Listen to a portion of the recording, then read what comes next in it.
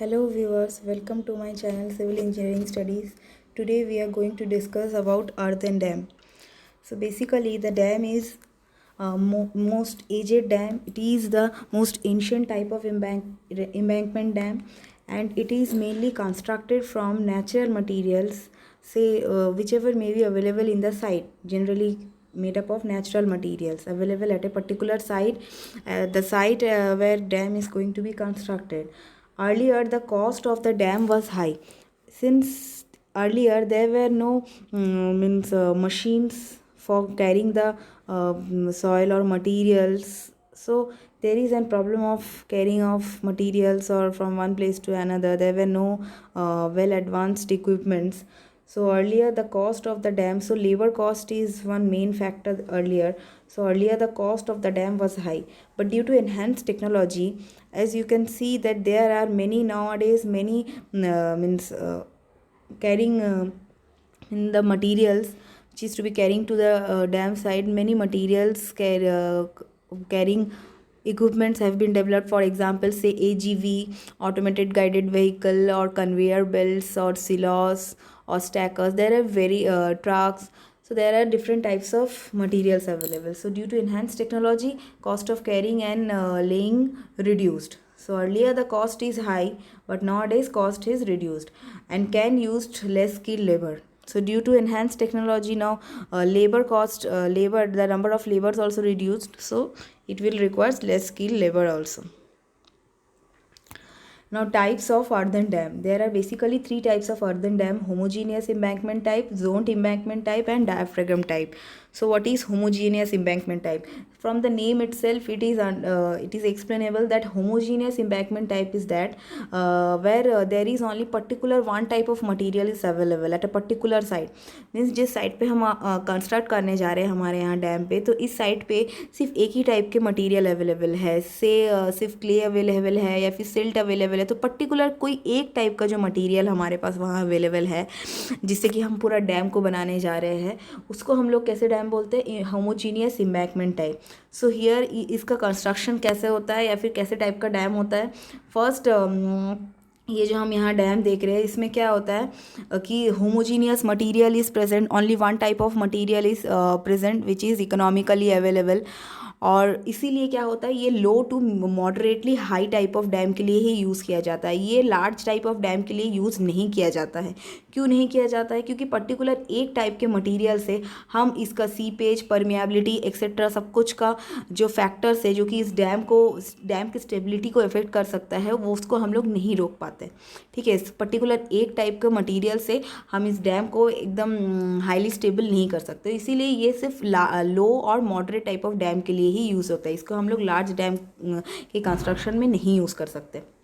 सो यहाँ क्या होता है, और हम लोग यहाँ पे क्या करते हैं, चूँकि हमारा ये homogeneous embankment type of dam है, इसका एक प्रॉब्लम है, एक सीपेज का प्रॉब्लम है। यहाँ से पानी जो है एंटर कर सकता है। मे बी कोई अगर वन टाइप ऑफ मटेरियल है, अगर उसका परमिएबिलिटी ज़्यादा है या फिर मतलब उससे पानी ज़्यादा एंटर कर सक रहा है, तो इसमें क्या होगा, बहुत प्रॉब्लम हो जाएगी। फिर यहाँ सीपेज का, यहाँ हम लोग यहाँ लाइन देख पा रहे हैं सीपेज का, ये जो लाइन है हमारे यहाँ सीपेज का। तो ये सीपेज जो ये अर्दन बॉडी के इनसाइड से जो सीपेज, ये यहाँ से पानी क्या है, ये बॉडी के इनसाइड बॉडी, ये डैम के बॉडी के अंदर से पेनिट्रेट होके आ रहा है। तो इससे क्या करना है, ये इसकी स्टेबिलिटी को हार्म करेगा डैम को। तो to control this factor we generally provide drainage filter. So drainage filter क्या करेगा, हमारे सीपेज लाइन को, यहाँ पे जो ड्रेनेज फिल्टर है, ये जो सीपेज होके ये लाइन जो फर्स्ट, ये सीपेज लाइन, इसको हम लोग फेरेटिक लाइन भी बोलते हैं। जो टॉप मोस्ट सीपेज लाइन, उसको फेरेटिक लाइन, हम लोग आगे जब हम लोग डिज़ाइन पढ़ेंगे या फिर अर्दन डैम के बारे में और आगे जानेंगे, तो मैं फेरेटिक लाइन के बारे में भी आगे लेक्चर्स में डिस्कस करूँगी। तो फिलहाल आप यहाँ समझ लीजिए कि ये जो यहाँ से हम लोग का ये जब वाटर पेनिट्रेट करेगा डैम के अंदर, जो फर्स्ट वाटर का लाइन है, फर्स्ट वाटर लाइन जो पेनिट्रेट होके आ रहा है डैम के बॉडी से, तो उसको हम लोग बोलते हैं फेरेटिक लाइन, ये सीपेज का। तो फिर हम लोग यहाँ ड्रेनेज फिल्टर प्रोवाइड करेंगे तो क्या होगा, ये पानी यहाँ ये ड्रेनेज फिल्टर यहाँ पे सोक कर लेगा, तो फिर ये क्या है, इसका जो डाउन स्ट्रीम टो में की स्टेबिलिटी को इफेक्ट नहीं करेगा, क्योंकि अगर ये पानी पूरा यहाँ से निकल गया पूरे नीचे से तो क्या हो जाएगा, ये जगह फिर खोखला हो जाएगा, यहाँ पे कुछ नहीं रहेगा, ये मिट्टी को पूरा बहा के ले जाएगा, तो ये डैम पूरा हम लोग का डाउन स्ट्रीम में पूरा कोलैप्स कर जाएगा। ठीक है, फिर पूरा सबसाइड हो जाए। तो that's why we have to control this seepage line. तो इसलिए हम लोग क्या करते हैं, यहाँ ड्रेनेज फिल्टर का यूज़ करते हैं, हॉरिजॉन्टल ड्रेनेज फिल्टर बोलते हैं, या फिर कोई कोई यहाँ रॉक टो भी यूज़ कर लेता है। इंटरनल ड्रेनेज सिस्टम इसलिए हमारा यहाँ चाहिए to protect from the seepage line. ठीक है, यही था हमारा होमोजीनियस इम्बैंकमेंट टाइप। और यहाँ पे हम लोग देख सकते हैं कि एक अपस्ट्रीम साइड में हम लोग क्या करते हैं, एक लेयर देते हैं अपस्ट्रीम साइड में, एक इम्परवियस मटीरियल का अपस्ट्रीम साइड में, जिससे कि क्या हो, ये हमारा अपस्ट्रीम साइड में यहाँ जो पानी है यहाँ के स्टोर हो रहा है, तो ये अपस्ट्रीम साइड इफेक्ट ना करे, ये स्टेबल रहे। Next is zoned embankment type. ये जोन्ड इम्बैंकमेंट टाइप क्या है, होमोजीनियस से बेटर है। क्यों? क्योंकि होमोजीनियस में हमारा सिर्फ एक ही टाइप का मटेरियल यूज़ कर सकता था, तो यूज़ कर सकते थे, इस वजह से क्या है, ये एक स्टेबिलिटी का प्रॉब्लम create करता, but now since it is zoned embankment type, so what is the advantage? You just check here that here in this type an impervious core is there at the center, right?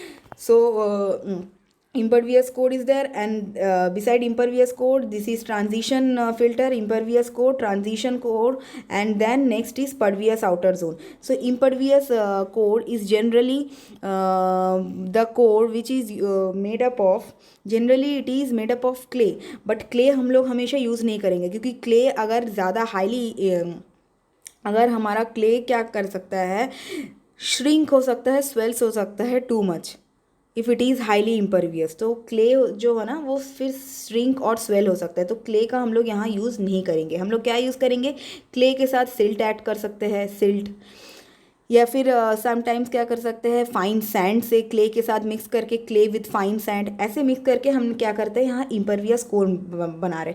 तो आप यहाँ देख सकते हैं कि clay के साथ साथ हम लोग क्या फाइन सैंड भी ऐड कर रहे हैं या फिर सिल्ट ऐड कर रहे हैं, तो यहाँ टू टाइप के मटीरियल्स हो गए, तो इट इज़ अभी, और ये होमोजीनियस नहीं रहा। तो ये एक जोन्ड इम्बैंकमेंट का ये एक एडवांटेज है स्टेबिलिटी पॉइंट ऑफ व्यू से।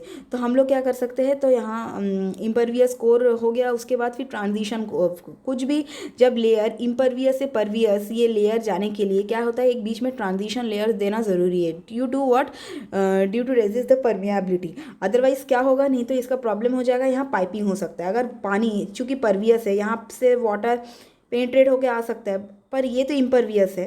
पर अगर सोचो हमने यहाँ ट्रांजिशन जोन नहीं दिया, बट चूँकि ये इनर कोर इम्परवियस है, तो पानी क्या है, ये नीचे से फ्लो होना शुरू हो जाएगा। ठीक है, क्योंकि ये यहाँ से अपना जगह बना लेगा, नीचे से फ्लो होके शुरू होके क्या होगा, फिर जब डाउन स्ट्रीम में पानी जाएगा तो उसके बाद ये पाइप लाइक स्ट्रक्चर के फॉर्म करने के बाद उसके बाद क्या होगा, यहाँ जो डाउनस्ट्रीम का मिट्टी है इसको उठा करके क्या होगा, ये पूरे डैम को यहाँ अनस्टेबल कर देगा, यहाँ पूरा जगह पूरा पानी से भर जाएगा, तो फिर ये फिर लोड ही नहीं ले पाएगा, नीचे तो पूरा पानी हो गया, कुछ बेसमेंट फाउंडेशन में जो हमारा मटीरियल्स चाहिए वो रहा ही नहीं।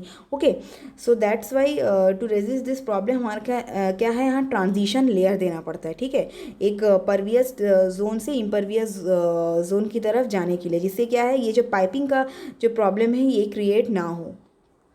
फिर next is pervious zone. So pervious zone it is basically use two means what, it is use basically, ये क्या करता है, ये लोड को जो हमारा सेंट्रल ये जो परवियस जोन है ये बेसिकली क्या करता है, हमारा स्टेबिलिटी क्रिएट करता है, किसको ना, इम्परवियस जोन के। ठीक है, ये स्पेसिफिकली ये स्टेबिलिटी देता है, ये outer zone give stability to the impervious zone, central impervious zone. और क्या करता है, ये लोड को हम देख सकते हैं, डैम का जो लोड है एक ह्यूज एरिया पे भी डिस्ट्रीब्यूट कर रहा है। ठीक है, ये जो डैम का लोड है ये एक ह्यूज एरिया में भी डिस्ट्रीब्यूट कर रहा है, ये फाउंडेशन में बहुत ज़्यादा डिस्ट्रीब्यूट कर रहा है ह्यूज एरिया में, एक पर्टिकुलर पॉइंट लोड ये नहीं दे रहा है। तो इससे क्या है, लोड भी इवनली डिस्ट्रीब्यूट ह्यूज एरिया में डिस्ट्रीब्यूट रहता है, इससे स्टेबिलिटी में भी इफेक्ट पड़ता है कि लोड जितना ज़्यादा एरिया में लगेगा उतना ही प्रॉफिट, उतना ही ज़्यादा स्टेबल होगा, जितना ज़्यादा एरिया हमको मिलेगा लोड के लिए, उतना हम जानते हैं इसका स्टेबिलिटी बढ़ जाएगी, राइट। सो दिस इज़, और फिर यहाँ स्लोप प्रोटेक्शन, ये तो एक इम्परवियस, जैसे आगे भी हमारा होमोजीनियस के सेक्शन में भी हमने यहाँ स्टोन पिचिंग यहाँ दिया था एक इम्परवियस कोड, क्योंकि यहाँ पानी हमेशा के स्टोर रहेगा, जिससे कि ये सॉइल यहाँ से, फिर यहाँ सॉइल गीला होकर फिर ये बहना नीचे ना शुरू कर दे। इससे क्या है, हमने यहाँ इम्परवियस एक स्टेबिलिटी के लिए हम यहाँ स्टोन पिचिंग भी बोलते हैं इसको, इम्परवियस कुछ मटेरियल्स देते हैं अपस्ट्रीम स्लोप में। So this is all about zone embankment type. Next है हमारा डायफ्रागम टाइप इम्बैंकमेंट। ये क्या है डायफ्रागम टाइप इम्बैंकमेंट? ये एक बेसिकली जोन टाइप इम्बैंकमेंट का ही पार्ट है। हम डायफ्रागम टाइप इम्बैंकमेंट कब यूज़ करते हैं? बेसिकली जब ये जो थिकनेस है ये डायफ्रागम का, अगर ये जो थिकनेस है हमारा, if it is less than 10 meters or less than the height of the embankment, ये जो हाइट है, हाइट ऑफ द एम्बैंकमेंट और 10 मीटर्स के अगर कम रहता है ये डायफ्रागम का थिकनेस, तो ही हम डायफ्रागम टाइप एम्बैंकमेंट यूज़ करेंगे, अदरवाइज हम जोन एम्बैंकमेंट ही यूज़ करेंगे। अगर डायफ्रागम ये जो डायफ्रागम का जो थिकनेस है, डायफ्रागम का जो थिकनेस है वो अगर लेस देन 10 होगा और less than elevation of what, embankment, ठीक है, एलिवेशन ऑफ एम्बैंकमेंट, तभी हम क्या करेंगे, इस डायफ्रागम को यूज़ करेंगे, तभी हम लोग इसको यूज़ करेंगे। अदरवाइज हम लोग ये पहले वाला यूज़ करेंगे, zone embankment type we will go for, right. It is also same, this is the central impervious foundation और bedrock and this is called the diaphragm. So diaphragm and pervious foundation and this is the outer is the pervious foundation. What are diaphragm? Diaphragm are generally, basically it is the structural wall, right, constructed. It is the structural wall constructed in a deep trench. It is either cast in situ or it is precast concrete, made up of precast concrete components. So basically this diaphragm is made up of concrete, steel, timber or impervious soil. Okay, this diaphragm is basically made up of concrete, steel, timber or impervious soil. Now next and it mainly, what is the part of this diaphragm? It mainly acts as a water barrier. Okay, water barrier क्या है, क्योंकि ये impervious core है, ये जो impervious material से बना हुआ है, तो वाटर को ये अंदर पेनिट्रेट करने नहीं देगा। So it is basically made up of, it is basically acts as an water barrier to prevent what, seepage, जिससे कि हमारा सीपेज ना हो, पाइपिंग ना हो, हमारे डैम की स्टेबिलिटी को इफेक्ट ना करे, सीपेज ना हो डैम के बॉडी से, पानी क्या है डैम के बॉडी से पेनिट्रेट होके ना आ जाए, that's it. Okay, now this is all about the 3 types of embankment. Now next is method of construction. So what is the method of construction? हम लोग ये embankment type of डैम या फिर ये जो हम लोग zoned है या फिर homogeneous है या फिर diaphragm type of जो डैम है हमारा embankment डैम, इसको हम लोग कैसे कंस्ट्रक्ट करेंगे? What is the method of construction? Basically हम लोग 2 मेथड ऑफ कंस्ट्रक्शन यूज़ करते हैं, एक है hydraulic fill method and another is rolled fill method. तो टू मेथड्स ऑफ कंस्ट्रक्शन है, एक hydraulic fill method, rolled fill method. Hydraulic fill method क्या होता है? इसमें डैम बॉडी जो है ये कंस्ट्रक्टेड किससे होता है कि by excavating and transporting soil by using water. It is the dam body is constructed by excavating and transporting soil by using water. क्या होता है, ये सॉइल और वाटर, जो सॉइल पार्टिकल्स हमारा होमोजीनियस के लिए लगे या फिर जोन या फिर डायफ्रागम के लिए, जो हम लोग का एम्बैंकमेंट टाइप ऑफ डैम है उसके कंस्ट्रक्शन के लिए, सो हमारा dam body is constructed basically क्या है, जो हम लोग का soil particles which is to be carried to the site, construction site, the soil particles which is available nearby areas. वही तो है जो एम्बैंकमेंट डैम की क्या है। एम्बैंकमेंट डैम ये सबसे पुराना एंशिएंट टाइप ऑफ डैम है और वो ऐसा डैम है जो कि नियरली अवेलेबल जितने भी मटीरियल्स है उससे बना हुआ डैम है, उसको हम लोग एम्बैंकमेंट डैम बोलते हैं। अर्लियर उसका कॉस्ट ज़्यादा था बट अभी क्या है, कॉस्ट कम है, क्योंकि डे बाई डे हम लोग का जो कैरिंग जैसे ये ट्रक्स वगैरह हो या फिर एवीजी, सिलॉस, ये जो कैरिंग जो मटेरियल हैंडलिंग जो इक्विपमेंट से बढ़ गए, तो हम लोग का लेबर कॉस्ट कम हो गया, तो इससे इजीली एडवांस टेक्नोलॉजी से हम लोग आना जाना ले जाना कर सकते हैं मटेरियल्स का नियर बाई साइट से। सो ये क्या है, soil materials are basically mixed here with water and pumped into the pipes. इस पाइप को हम लोग एक नाम से यहाँ जानते हैं, वो होता है, उसको बोलते हैं फ्लूम्स, ठीक है। फ्लूम्स के थ्रू हम लोग क्या करते हैं, सॉइल को हम लोग वाटर के साथ, पानी के साथ मिक्स करते हैं, मीन सॉइल को सैचुरेट किया जाता है और यहाँ आके क्या है, पाइप के थ्रू हम लोग या फिर फ्लूम के थ्रू यहाँ पे सॉइल मटेरियल्स को यहाँ पे डाल दिया जाता है। उसके बाद फिर तो जो ये फिल है वो सैचुरेटेड हुआ, क्योंकि सॉइल पार्टिकल्स जो हम लोग कैरिंग हो रहे हैं वो तो वाटर के साथ मिला हुआ है ना, मिक्सड होके आ रहा है। तो इससे क्या होता है, हमारा यहाँ हाई पोर प्रेशर जनरेट होता है।